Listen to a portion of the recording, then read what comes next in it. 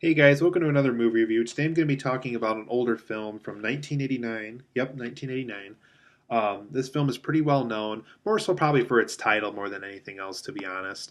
But I think the overall concept has kind of stuck with people over the years. I think that's why it kind of has a cult following in a sense. And it also had a sequel in the early 90s, I think, which I'm probably going to review pretty soon. I have it right there up on the shelf, actually. Not for this video, but in another video I'll talk about the sequel to this movie. But for today's movie review, I'm going to be talking about Weekend at Bernie's. That's this film right here. Um, in this film, Weekend at Bernie's, I should say. Um, it's about two businessmen that are close friends, and they work for this really big company in New York City. And one day they're looking through their boss's finance. That's kind of what they're in charge of. They're in charge of looking their boss's finances to make sure that everything's going okay and everything. And they come across a mistake in the financial records, and they bring it to their boss's attention, and they think this is going to give them a lot of attention within the business world and possibly give them a promotion and things like that.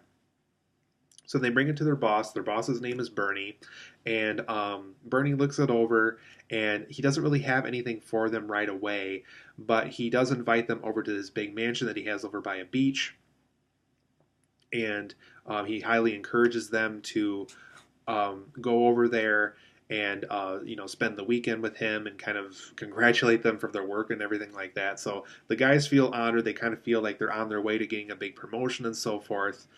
So they get to this guy's mansion over the course of the weekend. They got to kind of have to travel a little bit outside of New York to get there. And they get there only to find out that their boss has been killed. But his body's in well enough shape where people think that he's still alive. But he really is dead, and they kind of have to play around with it. So people kind of go into this mansion in and out outside of this beach, and they really do feel that Bernie is still alive. They just kind of think he's chilling on the couch and so forth.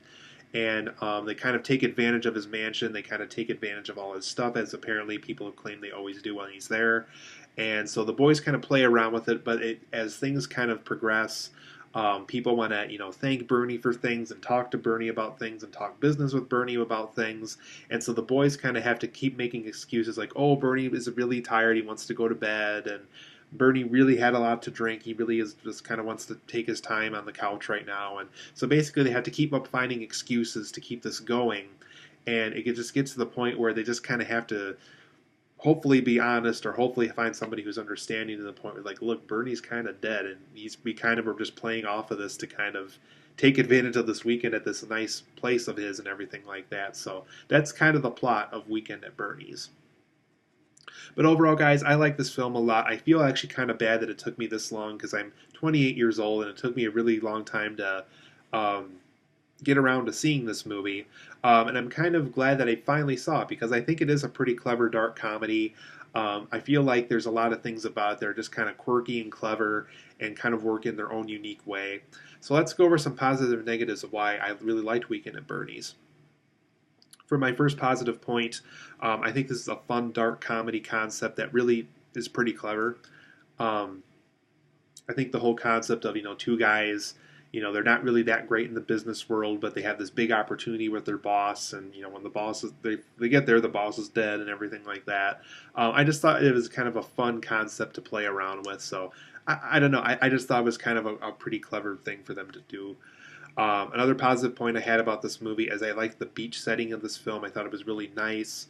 It has a lot of character in its own. It kind of creates conflicts, like if Bernie's out on the beach and he's out by the water too long, that's going to cause him to be washed up, and people are really probably going to recognize that he's dead by then. So I just really like the beach setting that they worked with in this movie.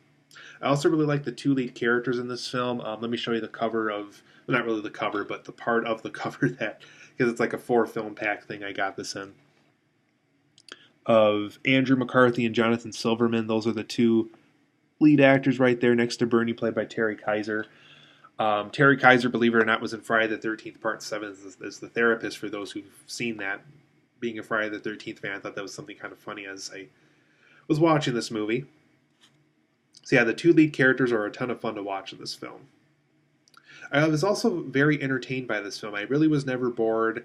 I really was kind of entertained by how this film progressed and played out. just a fun movie overall. I also really liked what Terry Kiser did with this corpse role, for being a corpse in a movie and for being, this character before becoming a corpse. I really thought there was a lot he kind of did with it. I was really impressed with what he did. Kind of how the corpse would react and fall over and flop around, and how he would move around, how people thought he was saying yes and no to things, and how the boys did that with him too, and put strings on his hand to make it look like he was saying hello and everything like that.